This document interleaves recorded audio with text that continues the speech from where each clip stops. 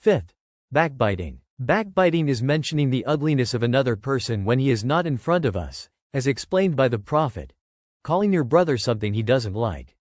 The sin of backbiting has been mentioned in the following words of Allah. O you who believe, stay away from most prejudices, because some of them are sins. And do not look for the bad things in people, nor do you backbite one another. Is there anyone among you who likes to eat the flesh of his dead brother?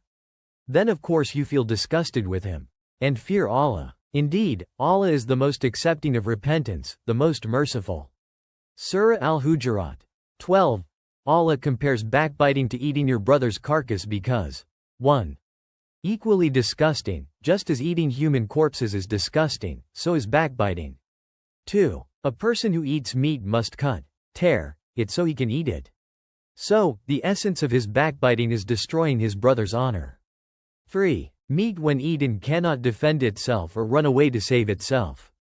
So this is also the nature of backbiting. A person who is called out for his bad deeds when he is not present then certainly cannot defend himself. If his bad deeds were mentioned to him, he would certainly be able to defend himself. Shaykh Ibn Uthaymin said, this etiquette applies to all Muslims, but it is more emphasized for students of knowledge and must be at the forefront of implementing it for 2 reasons. 1. Students of knowledge, like other Muslims who are mukallaf, are burdened with commands and prohibitions. 2. Students of knowledge are role models for humanity. The scholars of the past sternly warned against this act of backbiting. Ali ibn Hussein said, beware of backbiting, for it is food for the dogs of mankind. Hassan al-Basri said, beware of backbiting. By Allah, in whose hand is my soul, it burns goodness more quickly than fire burns firewood. May Allah protect us from the grave sin of backbiting. 6th.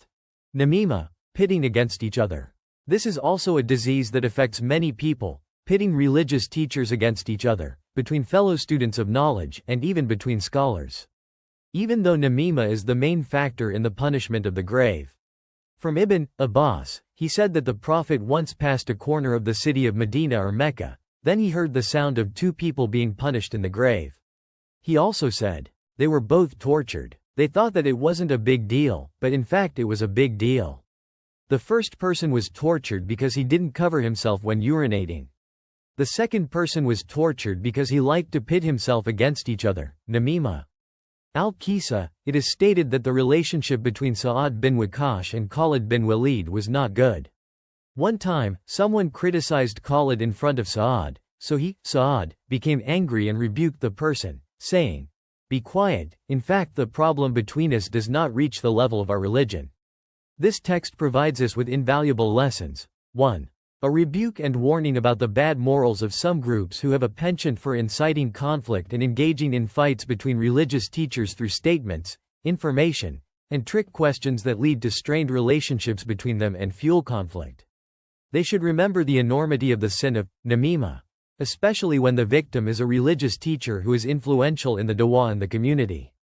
2. Ustads should be magnanimous and open-minded, not being lured by the trap of namima. Instead, they should close the gap by providing advice and reprimands to the perpetrators. Let us examine the text above. When the person criticized Khalid alongside Sa'ad, knowing there was a dispute, Sa'ad rebuked him, and explained that their differences did not amount to insulting or defaming his brother's honor.